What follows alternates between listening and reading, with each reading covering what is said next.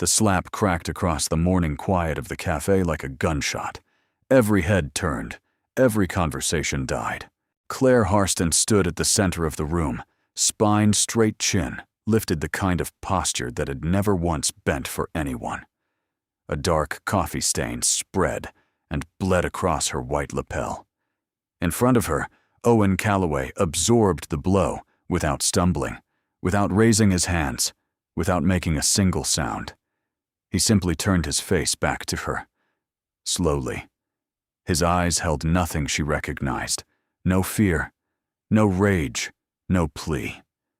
Just a stillness so complete it made the room feel smaller. Then he turned and walked out. Claire's mouth curved into something that wasn't quite a smile.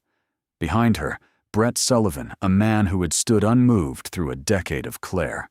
Harston's worst moments dropped his coffee cup. It shattered on the tile floor. His face had gone the color of ash. "Ma'am," his voice came out wrong. "Do you know who you just hit?" Owen Calloway arrived at the cafe on Wacker Drive at 7:43 in the morning, 20 minutes before anyone he was supposed to meet. He chose a corner table near the window, not for the view, but out of habit. The kind of habit a man develops when he has learned that the best seat in any room is the one that lets him see everything without being seen. He set his backpack down beside the chair. The fabric was worn soft at the corners, one strap repaired with a strip of nylon webbing that didn't quite match. Inside was a folder of grant applications, printed the night before on his daughter's school printer after she had gone to sleep. She was 8 years old. Her name was written in crayon on the front cover of the folder because she had gotten to it before he did. He ordered a black coffee and spread the papers across the table. The organization he had built over the past 6 years had no office. It operated out of his apartment, his car, and whatever waiting room he happened to be sitting in. That weak hospital, corridors, workers' comp offices, the narrow hallways outside courtrooms, where men and women with calloused hands sat in clothes that didn't fit quite right, and tried to understand documents written in a language designed to confuse them. Owen had filled out those forms with them. He had found them lawyers. He had driven them to appointments when they couldn't drive themselves. He had done all of it without a press release, without a fundraising gala, without a single profile in a magazine. The meeting this morning was with a foundation director who had finally agreed to hear his pitch after 14 months of emails. Owen had rehearsed what he would say. He knew the numbers cold. He knew which stories to tell and which ones to keep private, because some of the people he had helped did not want their names attached to anything, and he had learned to respect that without being asked. He was reading through his notes for the third time when the door opened and the room changed. It wasn't a loud entrance. Clare Harston didn't need to raise her voice to alter the atmosphere of a space. Her presence did it automatically, the way a drop of ink changes the character of a glass of water without any visible effort. She moved through the cafe with the particular efficiency of someone who had long ago stopped noticing other people as individuals. 2 assistants trailed behind her phones, out speaking in low, urgent voices. Behind them walked Brett Sullivan, broad-shouldered, and measured his eyes moving across the room in the steady professional sweep that never fully switched off. Claire was already pulling out her phone when one of the baristas rushing between the counter and a delivery near the back collided with a colleague carrying a fresh pot. The collision was minor. The damage was not. Coffee arced through the air and landed across the front of Claire's white suit jacket. What happened next took less than 3 seconds. Claire's gaze snapped up and found the nearest standing figure, Owen, who had risen from his chair at the sound of impact and reached instinctively toward the napkin dispenser on the counter beside him. That was all. He had simply stood up. His hand was reaching for napkins. She didn't see the baristas. She didn't see the overturned pot still rolling on the counter. She saw a man on his feet with his arm extended, and she made a decision in the space between one heartbeat and the next. Her palm connected with his face before anyone in the room understood what was happening. The sound of it cut through the ambient noise of the cafe, the hiss of the espresso machine, the low music, the murmur of a dozen separate conversations, and silenced all of it at once. 23 people stopped moving. A woman near the door stood with her cup raised halfway to her mouth and kept it there. Owen's head turned with the force of it. He straightened slowly. He looked at Clare Harston, the way a man looks at something he has already decided how to handle, without surprise, without heat, without the flinching uncertainty of someone caught off guard. His jaw was tight. His eyes were level. Around the room, people who had been about to intervene found reasons not to. A man in a gray suit looked down at his laptop. A woman near the window became very interested in her phone. Clare Harston's name was on 2 buildings in this city. Her family's company employed 11,000 people in the state. Nobody in that room was willing to pay the cost of stepping between her and whatever this was. One person seated near the back quietly raised their phone and began recording. Clare straightened the cuff of her jacket. "You'll be hearing from my attorneys," she said. Her voice was the temperature of January concrete. Owen picked up his backpack from beside the chair.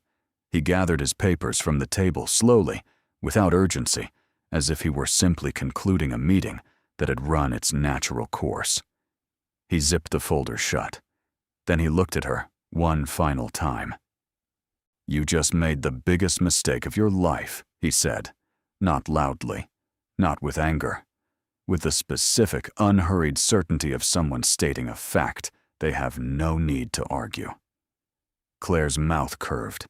She had heard threats before in conference rooms and courtrooms and boardrooms from men with far more leverage than a man with a worn backpack and a folder of grant papers.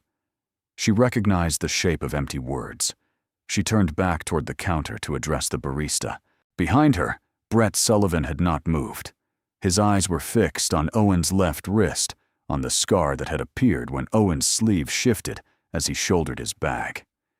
It was not a small scar.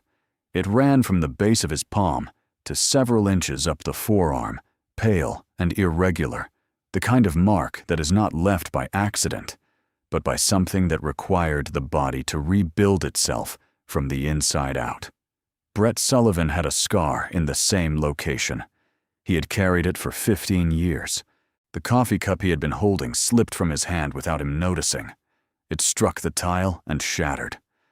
An assistant reached down to collect the pieces. Brett didn't look at her. He was already moving out from behind Clare past the counter through the glass door and onto the sidewalk, where Owen Calloway was walking away with the particular stride of a man who intends to put distance between himself and something without appearing to run from it. "Hey." Brett's voice came out rougher than he intended.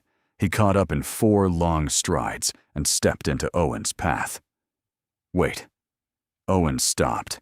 He looked at Brett with the same measured steadiness he had turned on Clare, but something shifted slightly when he took in the man's face, the set of his jaw, the particular way Brett was standing, the expression of a person who has just seen something they spent years convincing themselves they would never see.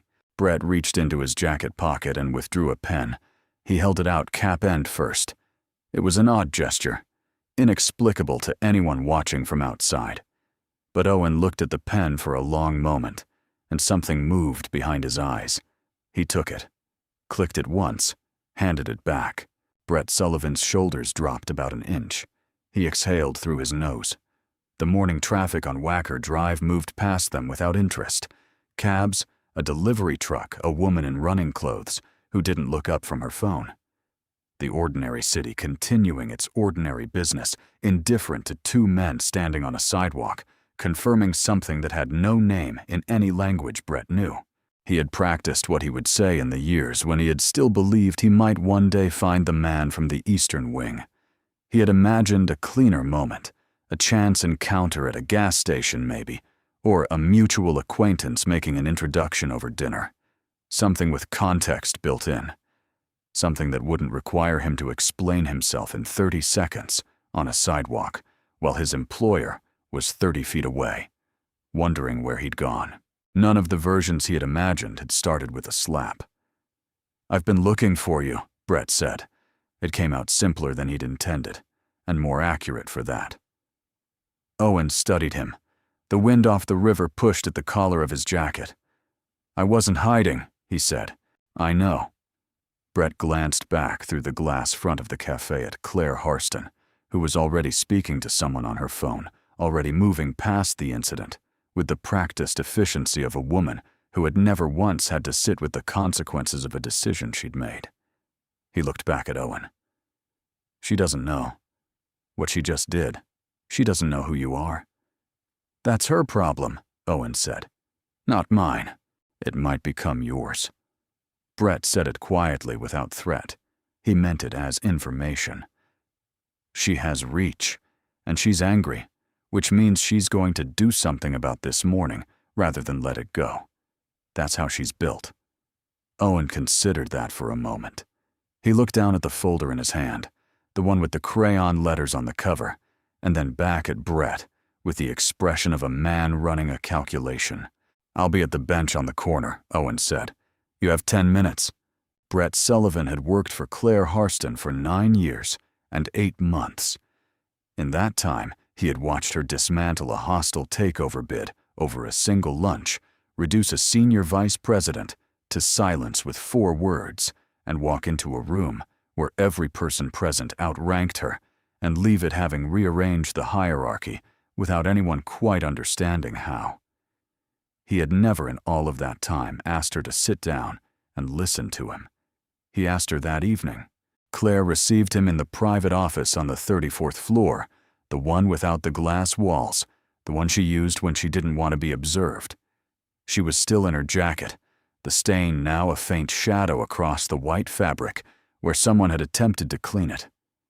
She sat behind her desk and looked at Brett the way she looked at people who were about to waste her time. Brett told her about the fire. He told it the way a person tells something they have rehearsed only in their own head, never out loud haltingly. At first, then with a momentum that surprised even him. 15 years ago, he had been working a contract security job at a manufacturing plant outside the city. He was 26. The plant caught fire on a Tuesday night in November, and within 4 minutes the main evacuation routes were blocked by smoke and structural collapse. 31 workers were trapped in the eastern wing. The official rescue teams couldn't reach them. The radio communications were down. A man none of them knew had appeared out of the smoke. He wasn't in a uniform. He wasn't carrying official equipment. He moved through the building as if he had memorized its bones, leading them through a maintenance corridor that didn't appear on any posted evacuation map, past a collapsed section of ceiling, through a loading bay that required forcing a jammed hydraulic door by hand. A piece of falling metal infrastructure caught him across the left wrist during that last stretch. He kept moving. He got every single person out, and by the time the fire crews reached the eastern wing, he was gone. Brett had tried to find him afterward. He had described him to the incident investigators. He had asked the other survivors. Nobody had a name. Nobody had a photograph. The man had simply dissolved back into whatever his ordinary life was, and left 31 people alive in his wake. Clare listened without interrupting.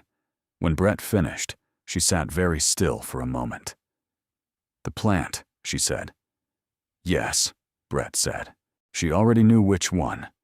She had known the moment he said Eastern Wing and Tuesday in November, because those words lived in a specific file in the back of her memory, a file she had inherited, along with everything else when her father died, and left her the company. The Harston Group had owned that plant. The liability exposure from the original casualty projections had been significant enough that her father's legal team had spent months managing it. The actual death toll 0, against an early estimate of potentially 18, had been the difference between a contained incident and a catastrophic one. She pulled the archived records herself that night after Brett left. She read through them for 3 hours. The internal documents were thorough in the way that legal departments are thorough. Every decision annotated, every calculation preserved. There had been a line item in the post-incident review about locating the individual who had assisted in the evacuation of the Eastern Wing for the purposes of formal recognition and potential compensation. The line item had been marked as a lower priority given other pressing matters, and had never been revisited. The pressing matters Clare read included managing press coverage and settling the workers' compensation claims at the lowest viable threshold. She closed the file and sat in the dark of her office for a long time. She was not by nature a person who dwelt. She had built an entire professional identity around the capacity to assess a situation, make a decision, and move forward without looking back, a quality her mentors had called decisive, and her critics had called cold, and which she had always privately considered neither one nor the other, but simply efficient. Sentiment was expensive. Regret was a tax on forward motion. She had learned this from her father, who had learned it from his, and the lesson had served her well enough that she had never had occasion to question it. She was questioning it now. She read the line item again. Lower priority given other pressing matters. She tried to imagine the person who had written it, some junior associate in the legal department, working late, looking at a list of things that needed to be resolved, and arranging them in order of urgency. It was not a villainous act. It was an administrative one. That was the thing that kept her sitting in the dark, not the malice of it, but the absence of malice. The ease with which a human being, properly embedded in an institutional structure, could move a debt from the active column to the dormant one and never think about it again. She had spent 20 years building exactly that kind of structure. She thought about the man in the cafe that morning, the backpack with the worn straps, the folder with the child's handwriting on the cover, the way he had looked at her after the slap, not with the expression of a man who had been wronged, but with the expression of a man who had encountered yet another obstacle and was already quietly deciding how to navigate around it. She thought about 15 years of navigating around obstacles, alone, without acknowledgement, without anyone ever thinking to ask. She opened the file again and kept reading. The meeting she requested with Owen Calloway 3 days later was not announced to her communications team. No assistants were present. She chose a private conference room in a building that wasn't associated with her company, and she arrived before he did, which was not something she typically did. Owen came in carrying the same backpack. He sat down across from her and looked at her with the same quality of attention he had shown in the cafe, complete, unhurried, giving away nothing. Clare said she wanted to explain. Owen said he hadn't come to hear an explanation. The directness of it stopped her. She was accustomed to people softening the edges of what they meant around her, adjusting their language, their posture, their eye contact. Owen adjusted nothing. "Then what did you come for?" Clare asked. Owen considered the question as if it were worth considering. "I came because Brett asked me to," he said. "And because I have a meeting across town in 2 hours, and I'd rather not spend those 2 hours wondering what you were going to do next." Clare's legal team had already contacted her that morning about the video, the one recorded on a phone in the cafe, which had accumulated a significant number of views overnight. Her communications director had prepared 3 different response strategies. The word settlement had been used several times in tones that suggested it was the obvious and elegant solution. She had not called any of them back. She looked at Owen across the table, at the backpack, at the folder inside it, which she could see through the open zipper, the one with a child's name written in crayon on the front. "Tell me about the organization," she said. So he did. He told her about the welder who lost 2 fingers on a job site and couldn't navigate the insurance appeals process because the forms were designed to be navigated by people with lawyers. He told her about the woman who fractured 3 vertebrae falling from an inadequately secured shelf unit in a warehouse, who was offered a settlement amount that wouldn't cover 18 months of physical therapy, who had signed it because she didn't know she could say no. He told her about driving people to appointments, on his days off, about sleeping 4 hours a night, for stretches of months, about using his personal savings to cover the gap when someone needed a specialist and couldn't wait for the paperwork. He told it all flatly, without self-pity and without performance. He wasn't asking for her admiration. He was answering her question. When he finished, Clare said, "I'm sorry for what happened in the cafe." Owen looked at her steadily. "I know you are." "I want to do something to correct it," Clare said. "I'm not here for your correction." Owen's voice carried no hostility, only the particular weight of a person who has spent years being precise about what they mean. "What happened in the cafe is between you and your conscience. What happened 15 years ago is between your company and 31 people who went home to their families that night. Those are two different things, and I'd suggest you be careful not to confuse them." Clare Harston had not been spoken to this way since before she could remember. She found to her own surprise that she had no prepared response. She looked at the folder in his bag. She looked at the crayon letters on its cover. She thought about a man who ran into a burning building carrying nothing and came out having given everything he had, then went home and began quietly and without acknowledgement, doing it again in a different way for the next 15 years. "What does the organization actually need?" she asked. It was the first question she had asked all morning that wasn't about herself. What neither of them knew in that room was that a journalist named Sandra Price had been working for 6 weeks on a story that had nothing to do with Owen Calloway or Clare Harston. Sandra had been investigating the career of Douglas Fenn, a workplace safety consultant who had built a well-regarded practice over the past decade, advising corporations on emergency preparedness. Fenn was the kind of expert who showed up on panels, who was quoted in trade publications, who had a photograph on his website of himself accepting a state-level labor safety commendation. The commendation was for his leadership during the evacuation of a manufacturing plant fire 15 years ago, in which all 31 trapped workers were brought out safely. Sandra had spoken to 4 of those workers. None of them remembered Douglas Fenn. They remembered a man with a cut on his wrist. The discrepancy had not announced itself dramatically. It had accumulated quietly, the way journalistic leads tend to a phrase that didn't quite match, in one account, a hesitation in another. A third interview, where the subject changed the subject in a way that felt deliberate rather than incidental. Sandra had been a reporter long enough to know the difference between a person who didn't remember something and a person who remembered it very well and had decided not to say so.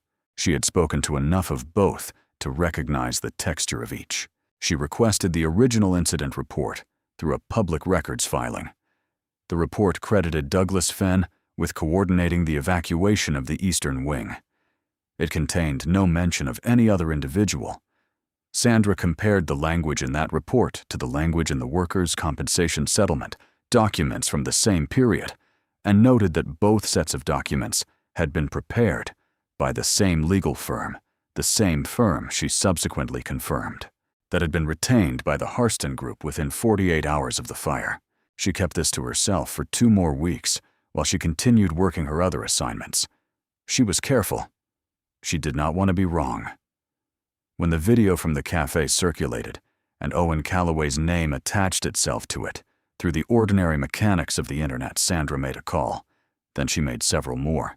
She was careful, and she was methodical, and by the time she sat down to write her story, she had 7 independent accounts that described the same person. Douglas Fenn became aware that Sandra Price was asking questions on a Wednesday afternoon. By Thursday morning, he had contacted 4 people who had been present at the plant. That night, people who had reasons of their own to prefer a particular version of events, and reminded them of the things they had agreed implicitly and explicitly not to discuss. He did not phrase it as a threat. He phrased it as a reminder of shared interest. He did not know that one of those calls was being recorded. The person recording it was a former plant safety inspector named Gary Walsh, who had been present during the post-incident review and had signed off on documentation he had not fully agreed with. Gary Walsh had carried what he knew for 15 years without telling anyone, for reasons that had seemed reasonable at the time and had grown heavier every year since. When Fenn's voice came through his phone, reminding him that if one person went down, everyone went down, Gary Walsh listened to the whole thing. Then he called his daughter, who was an attorney. Then he called the federal investigator, whose contact information Sandra Price had passed along. Claire's legal team reached her on a Friday evening with news that the archived plant records had been subpoenaed as part of a federal inquiry. The call came while she was sitting in her car in the parking garage of the building, where she had met Owen, having returned there for no reason she could clearly articulate. Her lead counsel spent 12 minutes outlining the exposure, the historical liability, the options available to the company, which included, and this was presented as the strategically sound position, a posture of non-cooperation pending the outcome of the inquiry. Clare listened to all of it. "What's the right thing to do?" she asked. Her counsel was quiet for a moment in the way that lawyers are quiet when a client has asked a question that isn't really a legal question.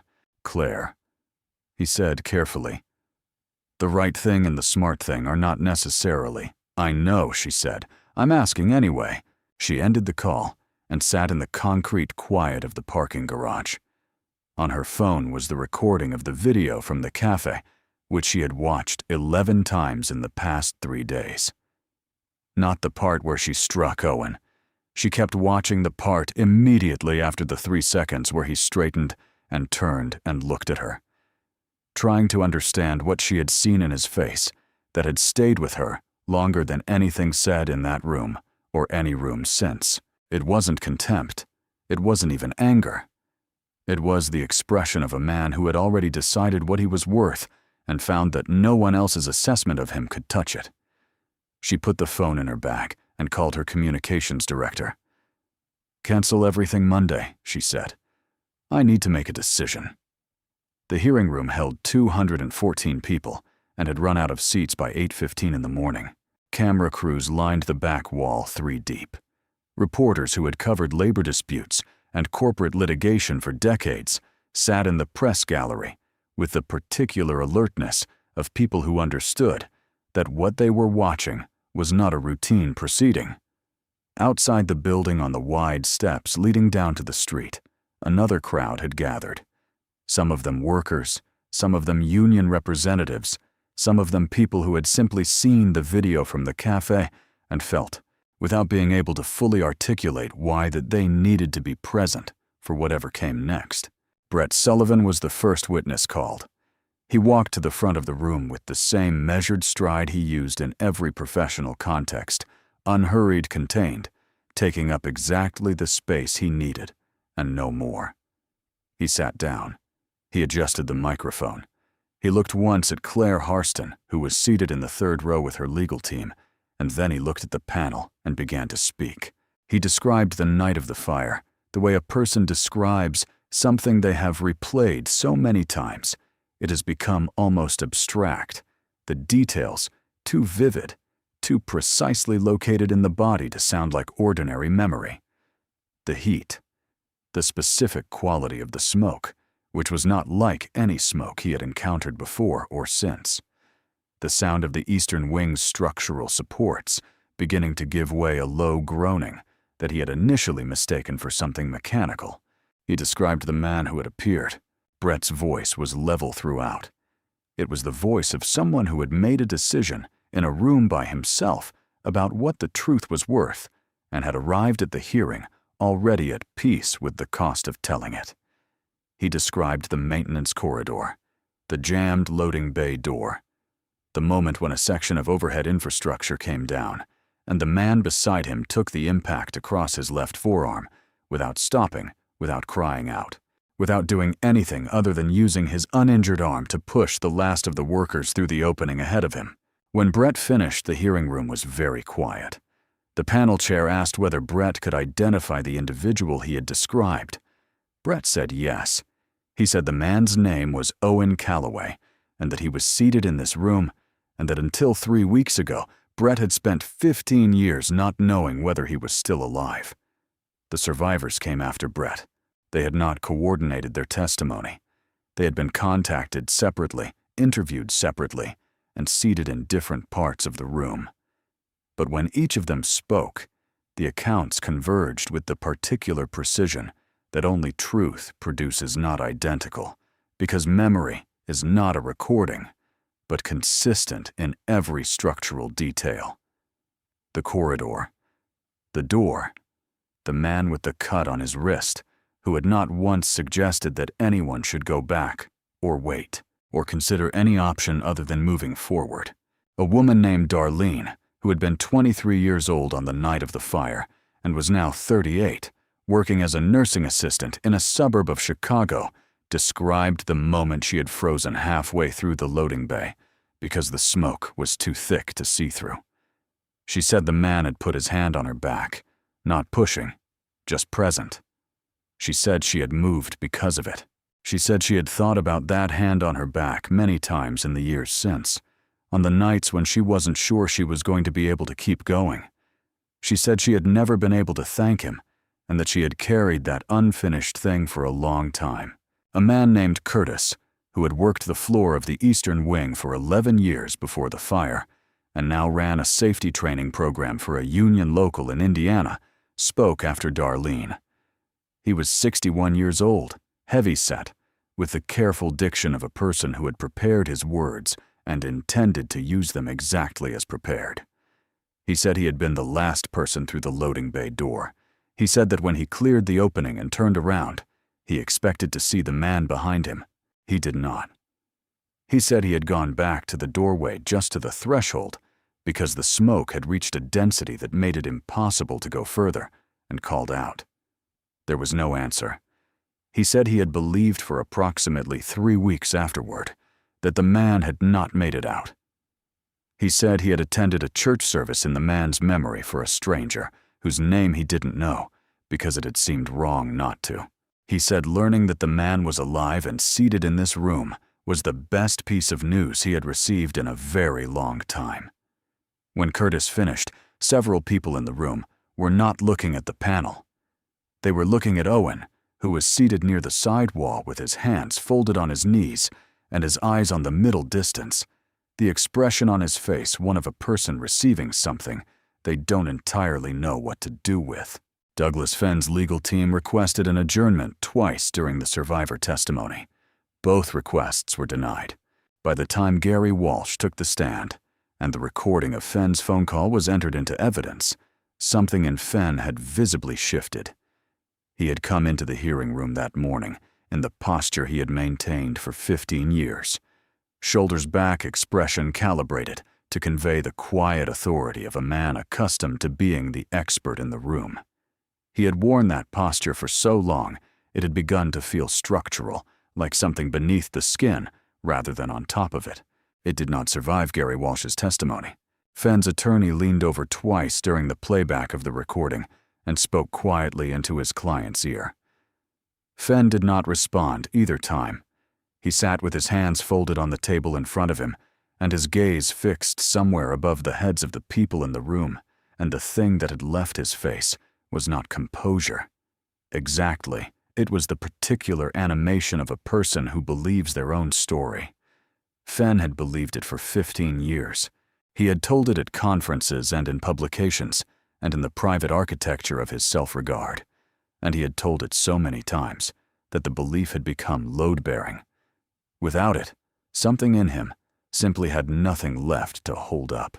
His attorney submitted a formal request to suspend the proceedings. The panel chair denied it and called a 10-minute recess instead. When the hearing resumed, Fenn did not look up. Clare Harston had not been scheduled to speak. Her legal team had advised against any voluntary statement citing the ongoing nature of the proceedings and the breadth of the company's potential historical exposure. The advice was sound.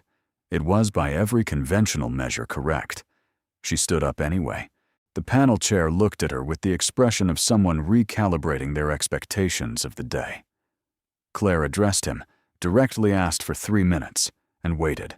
He granted them. She stood without notes.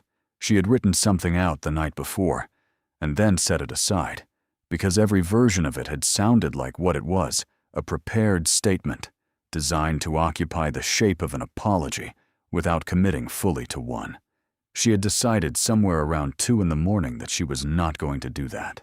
She said that she had built her career inside a company whose survival at a critical moment had depended on the actions of a man her company had subsequently failed to find, failed to compensate, and failed to acknowledge not through malice, but through the ordinary moral negligence of organizations that are very good at attending to what is measurable and very poor at attending to what is not. She said she had struck a man in a cafe because she had not looked carefully enough to see what was actually in front of her. She said that was not a new habit. She said she was aware of that now in a way she had not been before, and that the awareness was not comfortable, and that she was not going to pretend otherwise. She was not standing up because her communications team had advised it. She was not standing up because she had calculated that it would limit her liability. She said both of those things plainly, and she let them sit in the room without softening them. Then she crossed the floor and stood in front of Owen Calloway. The room went very still. She did not look at the cameras. She did not look at her legal team whose collective expression she could feel without seeing. She looked at Owen, who looked back at her with the same steadiness he had carried from the beginning, the same quality of attention that asked nothing and gave nothing away. She lowered herself to one knee. The sound in the room disappeared completely. "I can't give you back 15 years, she said. Her voice did not waver. "I can't give back anything that should have reached you and didn't. What I can do is make sure that what your organization does reaches the people it's supposed to reach, without having to do it on a shoestring and a prayer anymore." She remained there for a moment. Then she stood, returned to her seat, and sat down. Her lead counsel put a hand over his eyes. Owen watched her walk back across the room. His expression had not changed, and yet something in it had shifted in a way that was difficult to name. Not forgiveness exactly, not absolution. Something quieter than either of those.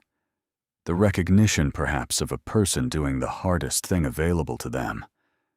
Owen was the last to speak. He walked to the front of the room without the backpack, without the folder, without anything in his hands. He sat down and looked out at the assembled crowd, the cameras, the reporters, the survivors, the panel, Clare Harston in her seat, and he took his time. He did not talk about himself. He talked about a man named Roy, who had lost the index and middle fingers of his right hand to a radial arm saw on a job site where the safety guard had been removed to speed up production. He talked about Roy sitting in a workers' compensation waiting room for 4 hours because the form required a signature from a supervisor who was unreachable, and the clerk at the desk had not been empowered to accept an alternative. He talked about sitting next to Roy in that waiting room and helping him fill out the form correctly, and then helping him appeal the initial denial, and then driving him to a specialist appointment 6 weeks later because Roy's wife worked a shift that she couldn't leave. He talked about a woman named Pauline who had fractured 3 vertebrae in a warehouse fall and had been offered a settlement that her caseworker had described as generous. It was not generous. Owen had found her a lawyer who understood that. The lawyer had gotten her 4 times the original offer. Pauline had cried in the parking lot of the attorney's office, not from relief, but from the specific exhaustion of a person who has spent months being told that what they were experiencing was simply the way things worked. Owen said there were hundreds of Roy and Pauline. He said they existed in every city, in every industry, at every level of the workforce, where the people doing the most physically dangerous work had the least access to the systems designed to protect them. He said most of them never made it into a room like this one. He said most of them signed what was put in front of them and went home and tried to figure out how to live on what they had left. He said the world was full of people who changed other people's lives in rooms that no one was watching. He said the failure to see them said more about the people doing the looking than it said about the people being overlooked. He said he didn't want anyone's pity, and he didn't want anyone's applause. He said the foundation needed a functioning budget and competent legal support and a physical office that wasn't his kitchen table, and that if anyone in this room wanted to be useful, those were the things that would be useful. He stood up and walked back to his seat. The room was quiet for a moment before the panel chair called a brief recess, and then the sound came back all at once.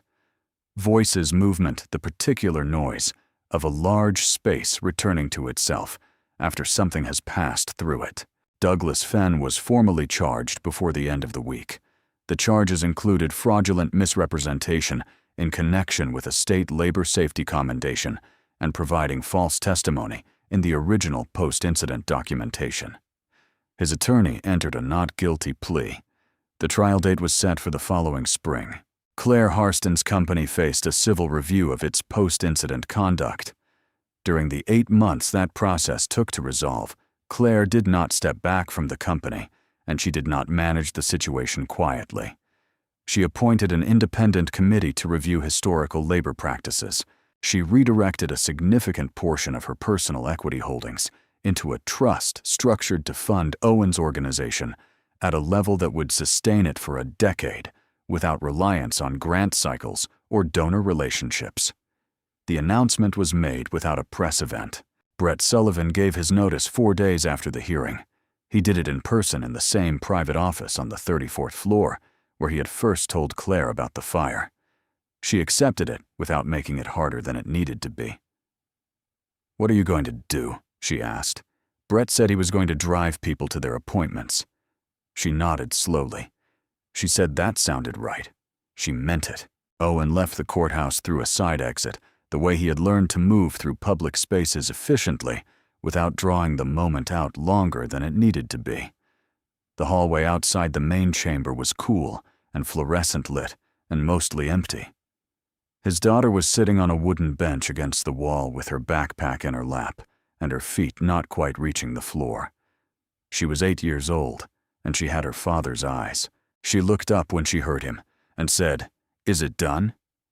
Owen sat down beside her. He put his arm around her shoulders. "It's done," he said.